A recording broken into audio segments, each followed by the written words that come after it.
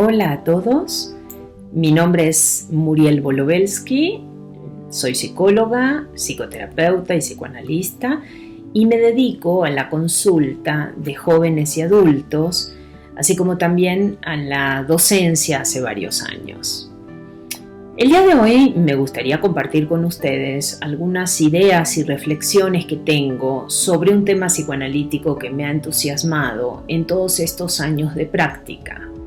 Se trata de las razones que nos llevan a hacer lo que hacemos cuando trabajamos con un paciente en el consultorio. Es decir, la relación entre la técnica psicoanalítica y la clínica.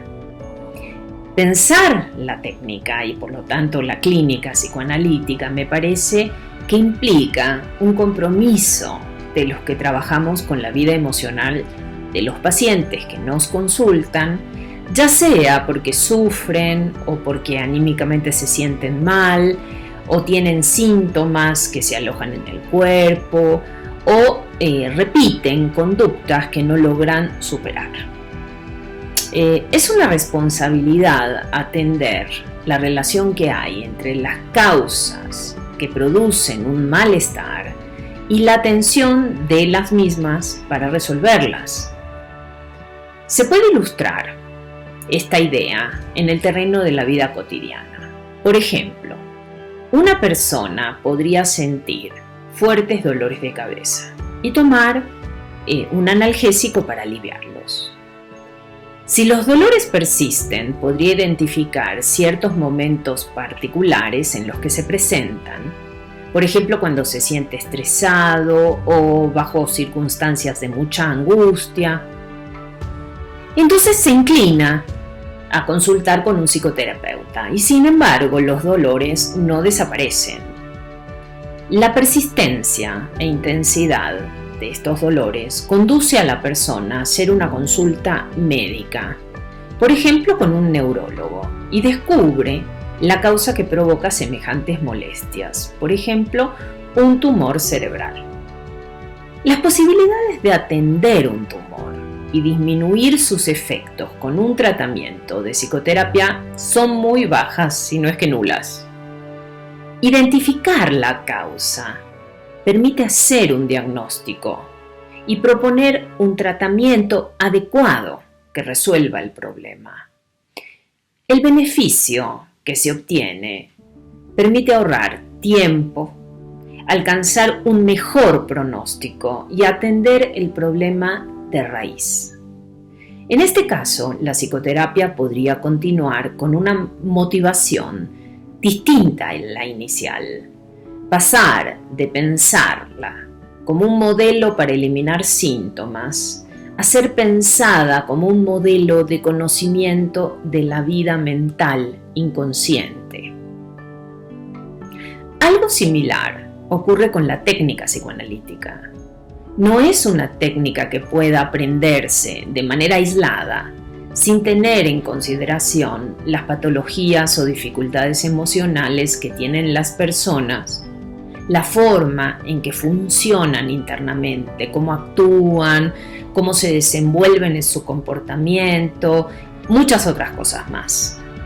Tampoco podemos dejar de lado que el instrumento principal es la mente del analista, y que del mismo modo que un violín desafinado arruina la armonía de una orquesta, la mente del terapeuta tiene que tratar de estar lo mejor afinada posible para armonizar con la del paciente.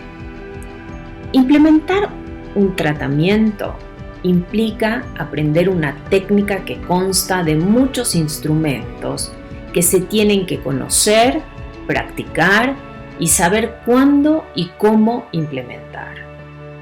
Si bien es cierto que hablamos de una técnica, tenemos que reconocer que existen muchas clínicas que tienen un eje central, pero que sin embargo dependerán de diversas circunstancias, como por ejemplo la edad del paciente, si se trata de un trastorno de carácter o de una patología psicosomática, si hablamos de un aspecto temprano del funcionamiento mental, patologías graves, muchas otras más. No es lo mismo trabajar con un niño pequeño, implementando la técnica de juego, que trabajar con un adulto neurótico recostado en un diván o algún paciente fronterizo al que atendemos en un modelo de psicoterapia frente a frente. No es igual. Existe una diferencia entre la técnica y la intuición, aunque normalmente utilizamos ambas. Las buenas intenciones no siempre son suficientes para dar una atención efectiva. Podemos aproximarnos a la técnica psicoanalítica desde muchas perspectivas. Se puede pensar la evolución de la técnica en la historia del psicoanálisis, observando los cambios, las ramificaciones que se fueron considerando desde diferentes perspectivas teóricas. Una manera distinta de acercarse a la técnica psicoanalítica es conociendo a fondo los diferentes instrumentos que la componen, como por ejemplo la entrevista inicial, las condiciones en las que se puede trabajar con un paciente, por ejemplo recostado en un diván, utilizando la asociación libre, un analista con una escucha y una atención particular, elaborando interpretaciones, tomando en cuenta los vínculos transferenciales, contratransferenciales que se establecen entre paciente y analista, la interpretación de la sexualidad, los sueños. Gradualmente el analista, acompañado de su paciente, va ingresando en un mundo enigmático y se va despertando una pasión por descubrir, por comprender y por valorar la vida interna. El psicoanalista se interesa en conocer el inconsciente y también busca entusiasmar al paciente en ese mundo interno que lo domina sin saberlo. Cuando paciente y analista entran en una dinámica en la que predomina un deseo de comprensión y apreciación de las complejidades del mundo psíquico, dejan de importar los lineamientos conmesurables de tiempo, dinero, soluciones inmediatas, para dar espacio a emociones más profundas y conmovedoras. La técnica psicoanalítica ha tenido una evolución. Ya no trabajamos como los primeros analistas. El mundo ha cambiado en los últimos 100 años junto con nuestra manera de entender la vida humana. Es valioso, incluso creo que necesario, estudiar los primeros acercamientos de Freud a la búsqueda del origen de ciertas patologías y la técnica que propuso para atenderlas. Freud mismo fue teniendo la experiencia vivencial de aplicar diferentes modelos de intervención, dependiendo la génesis que atribuía a determinados conflictos.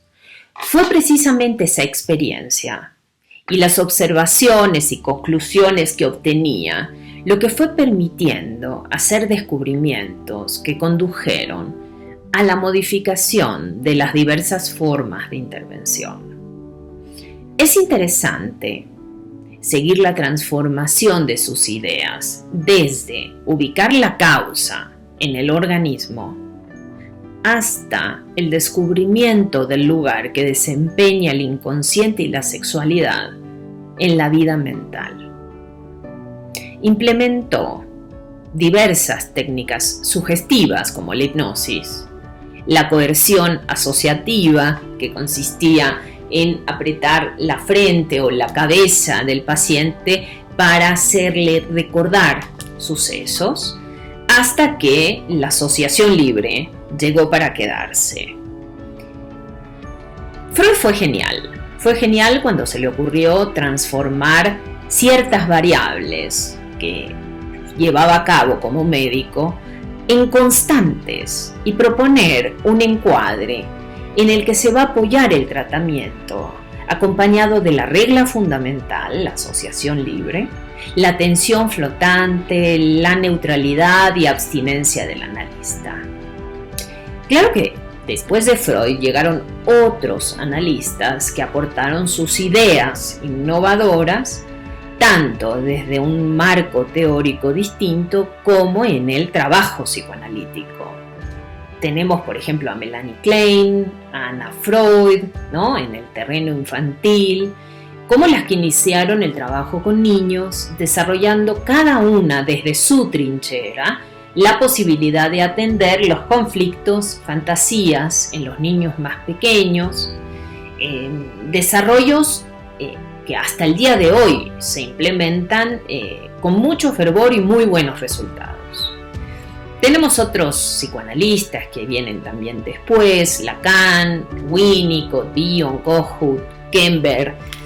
Ellos fueron desplegando una clínica característica con diferentes consideraciones sobre, por ejemplo, la noción de transferencia, contratransferencia, ni que hablar en el campo de la adolescencia, en el que analistas clásicos como Aberasturi o Peter Bloss dejaron su legado, sus aprendizajes para el desarrollo de propuestas, por ejemplo, como las de Dolto en Francia, Meltzer y actualmente Margot Waddell, Mogillansky, Uribarri, por mencionar algunos. En fin, el psicoanálisis actual tiene muchos enfoques para atender al paciente y es bueno manejar muchas teorías simultáneamente.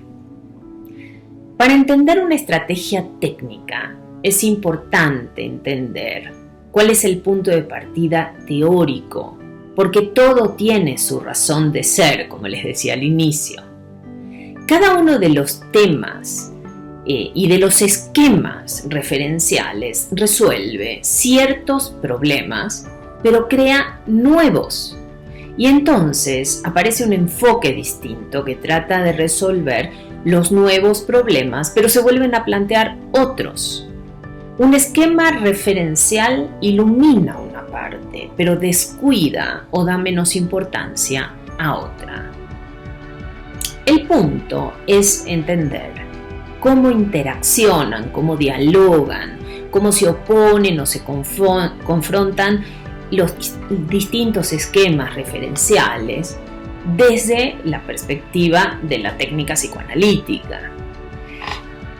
La filosofía actual piensa que es mejor la confusión que el dogmatismo, las preguntas que las respuestas absolutas.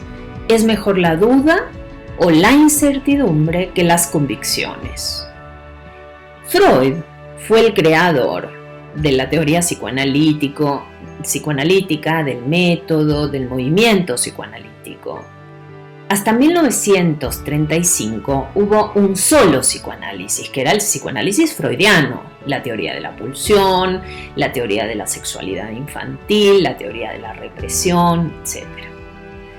Tuvo en su momento divergencias con ciertos psicoanalistas, por ejemplo Sándor Ferenczi, ¿no? Él plantea la técnica activa, una idea en la que se implementan ciertos aspectos. Los psicoanalistas desean curar y ayudar al paciente con algunas conductas intervencionistas, consejos, prohibiciones.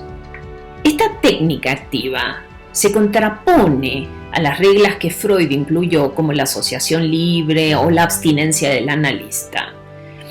Por ejemplo, un paciente obsesivo con rituales, con compulsiones, se le va a proponer desde esta técnica activa terminar con esas prácticas. Al intervenir de esta manera, el analista deja de interpretar, es decir, las indicaciones o los consejos se anteponen a la interpretación. Estos fueron elementos de una técnica activa a los que Freud siempre se opuso. Los tratamientos contemporáneos siguen considerando a la interpretación como el instrumento central para explicar los conflictos inconscientes y la comprensión de los conflictos por parte del paciente. Un tratamiento que está basado en un proceso de conocimiento interno y de elaboración. Gradual, despacio, con paciencia, como decía Freud. Más adelante, Lacan va a partir de la primera tópica freudiana, los lapsus, los actos fallidos, las formaciones de compromiso, los sueños, los síntomas. Arma un nuevo modelo de la mente, ir a otro modelo del desarrollo en la constitución del psiquismo. Postula, por ejemplo, que el sujeto siempre es un engaño, o sea, siempre es una imagen especular, y pone el acento en el yo como ficción, como engaño, el yo del narcisismo. Por otra parte, hay un grupo de psicoanalistas, entre los que se van a encontrar Hartman, Gris, Lowenstein, que migraron a Estados Unidos y forman lo que se llamó la rama americana de la psicología del yo, cuyo punto de partida son los últimos artículos estructurales de Freud, ¿no? La parte estructural de la teoría. Por su parte, en Londres va a estar Melanie Klein, el grupo de Anna Freud, y un grupo intermedio, el Middle Group, que está encabezado por psicoanalistas como Winnicott, Balint, Fairbairn. O sea, la filosofía predominante de los años 30, los 60, 70, sustenta la idea de una verdad única. Cada quien se instalaba en su propia forma de producción psicoanalítica, donde no era posible el diálogo.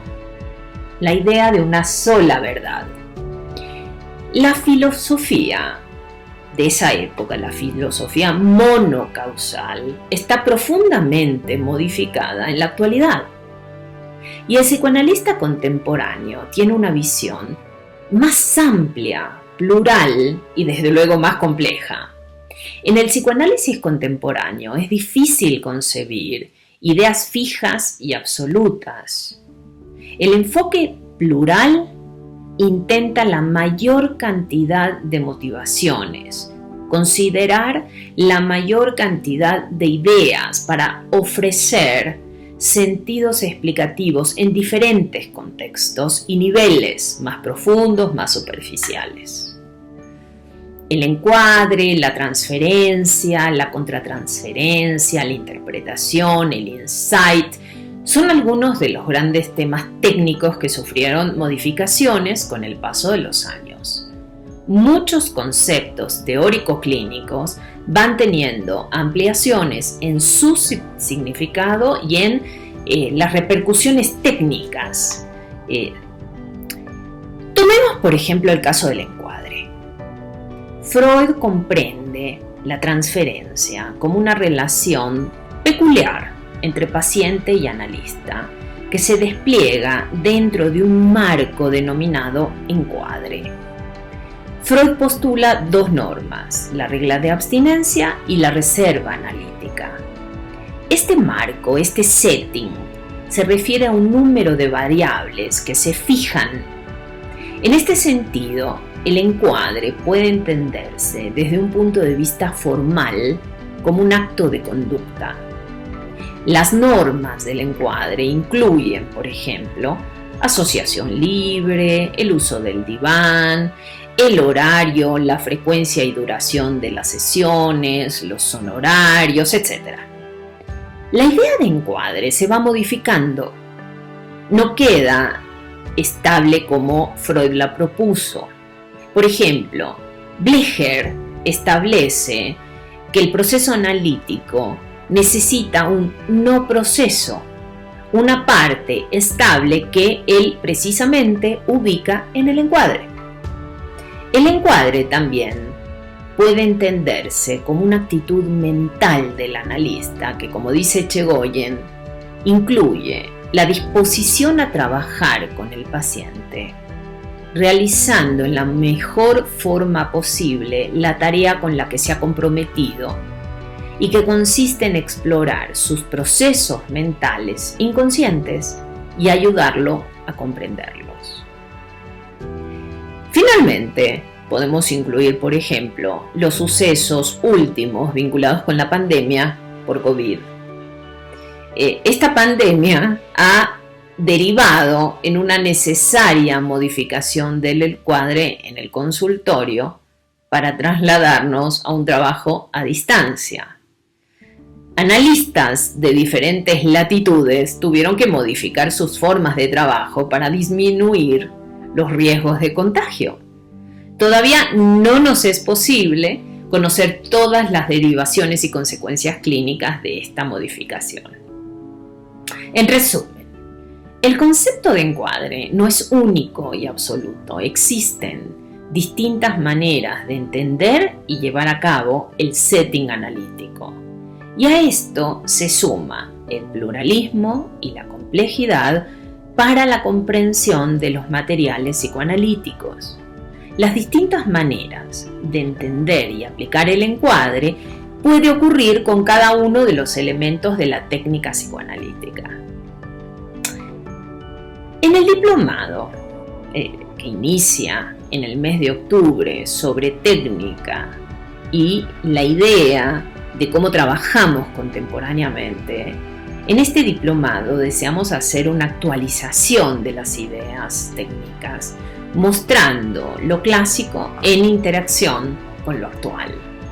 El foco de interés se encuentra en la atención del paciente, los cambios clínicos y las formas de atención responsables y comprometidas con un estudio serio que enmarca el análisis individual tanto del analista como de los pacientes. Nos va a dar mucho gusto invitarlos al diplomado, sobre todo a todos aquellos que trabajan en la clínica psicoanalítica y tienen ganas de pensar más detenidamente en todos los instrumentos, la psicopatología, los diferentes pacientes y circunstancias en las que nos enfrentamos para trabajar en la clínica psicoanalítica. El diplomado empieza en octubre y los esperamos con mucho gusto. Muchas gracias, nos vemos pronto.